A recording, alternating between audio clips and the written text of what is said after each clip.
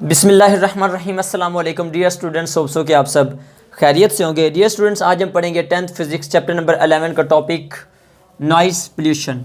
Dear students, pollution का word जैसे ही हमारे सामने आता है तो हमें क्या फ़ील होता है? देखिए, हमारे माइंड में कौन सी चीज़ आती है? हमारे माइंड में कूड़ा किरकट आता है हमारे माइंड में, जिस तरह इसी तरह जो है वो स्मोक हमारे माइंड में आ रहा होता है, इसी तरह वाटर पोल्यूटेंट्स आ रहे होते हैं। इसका मतलब ये है कि वो तमाम चीज़ें जो कि हमारे ऊपर एक नेगेटिव इफेक्ट रखती हैं वो हमारे माइंड में आ रही होती है। इसका मतलब ये है कि इस तरह की चीज़ों को, इन्वायरमेंटल जो पोल्यूशन है, इसको हमारा माइंड जो है वो एक्सेप्ट नहीं करता। ठीक है, इसका मतलब है ये हमारे लिए डिज़ायरेबल नहीं है, ये अनवांटेड है। ठीक है, तो इसी तरह जो हमारी इन्वायरमेंटल जो हमारी पोल्यूशन है, इसमें एक हमारे पास नॉइज़ पोल्यूशन होता है। ठीक है, साउंड बेसिकली हमारे पास दो तरह का होता है।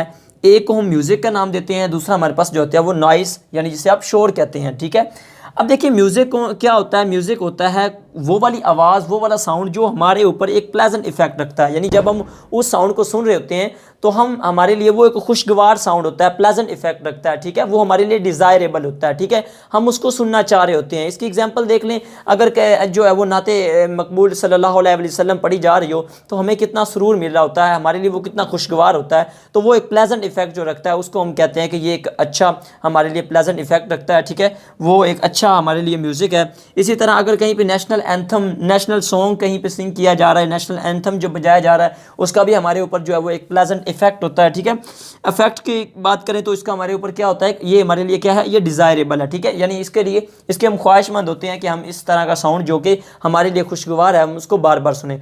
अब नॉइज़ पोल्यूशन की बात करें तो नॉइस में देखिए हमारे पास के ये इसको उर्दू में शोर कहते हैं। डेफिनेट बात है, इसके नाम से ज़ाहिर हो रहा है कि जो हमारे पास ऐसा साउंड जिसको हम पसंद नहीं करते, जो अनवांटेड है, जो हमारे लिए डिज़ायरेबल नहीं है। ठीक है, तो उसको हम क्या कहते हैं? ये हमारे लिए क्या होता है? नॉइस होता है, यानी कि अनप्लेजेंट इफेक्ट ऑन हेयरिंग, जिसको सुनने से हम प्लेजेंट इफेक्ट फील नहीं करते बल्कि क्या करते हैं? Unpleasant effect. तो ये हमारे लिए इसकी कॉज क्या होती है? वजह सबसे बड़ी कौन सी होती है? देखिए, ट्रांसपोर्टेशन, हैवी मशीन्स को देख लें तो ट्रांसपोर्टेशन में क्या होता है? गाड़ियाँ जा रही हैं तो उसमें क्या होता है कि बहुत ज़्यादा गाड़ियों का हॉर्न्स का शोर होता है, जिसकी वजह से क्या होता है? हमारे लिए ये नॉइज़ पोल्यूशन क्रिएट होती है। इसी तरह हैवी मशीनरीज़ को देखें, बड़ी बड़ी फैक्ट्रीज़ को देखें, उसमें बड़ी बड़ी जो हैवी मशीनरीज़ चल रही होती हैं, रन कर रही होती हैं, वर्किंग कर रही होती हैं, तो जिसके नतीजे में जो है वो उस पूरे एरिया में जो है वो शोर मचा हुआ होता है, जिसकी वजह से नॉइज़ पोल्यूशन क्रिएट हो रही होती है। ठीक है, अब इसके डेंजर्स क्या हैं, ख़तरात क्या हैं? इससे हेयरिंग लॉस हो सकता है, यानी कि इसको अगर ज़्यादा हमारे लिए शोर हो रहा है तो हमारे पास हो रहा है तो हमारे लिए हेयरिंग लॉस हो सकता है। ठीक है,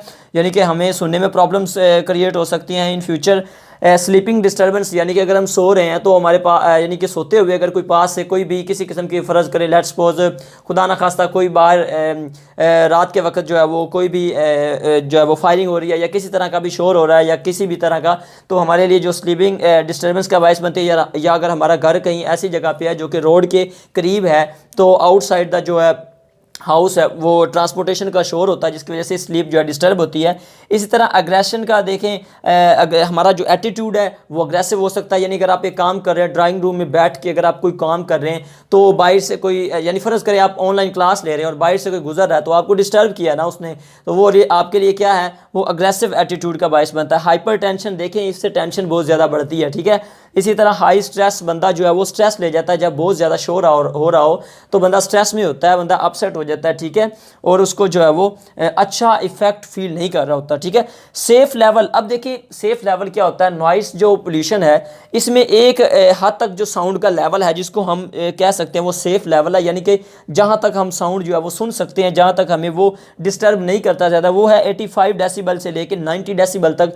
यहाँ तक का जो आवाज़ है वो हमारे लिए जो इतनी ज़्यादा जो वो हमारे लिए बियरेबल होती है, जो कि हमारे लिए जो है वो इतनी ज़्यादा अनप्लेजेंट नहीं होती। लेकिन जैसे ही इससे बढ़ जाती है तो वो क्या हो जाती है? इससे बढ़ने के बाद वो हमारे लिए एक शोर बन जाता है, नॉइज़ पोल्यूशन बन जाती है। ठीक है, और ये जो 85 से 90 डेसिबल है ये भी, इसका भी एक टाइम है, यानी 8 आवर्स तक इसकी भी एक लिमिट है, यानी 8 आवर्स तक हम इसको बियर कर सकते हैं, बर्दाश्त कर सकते हैं। उसके बाद ये भी एक शोर की शक्ल इख्तियार कर जाएगा, ये भी हमारे लिए क्या बन जाएगा? ये हमारे लिए नॉइज़ पोल्यूशन बन जाएगा। इसी तरह अब इसको कंट्रोल करने के लिए हम क्या करते हैं? हम जो है वो एक तो मशीनरीज़ को चेंज करते हैं, यानी कि हाई जो एफिशिएंसी वाली मशीनरीज यूज़ करते हैं जिनमें शोर जो है वो कम होता है। ठीक है, इसी तरह इसको कम करने के लिए हम क्या करते हैं, एक तो इसके लिए कि हम अच्छी क्वालिटी की चीज़ यूज़ करते हैं, दूसरा ये होता है कि हम रिप्लेस कर देते हैं उसको, या फिर क्या करते हैं कि जो हेयरिंग जो हमारे पास प्रोटेक्शन डिवाइसेस हैं उनको हम यूज़ करते हैं। ठीक है, तो इस तरह हम इसको कंट्रोल करते हैं। ठीक है, तो that was all about the noise pollution. Hope so कि ये आपको अच्छी तरह से समझ आ गया होगा।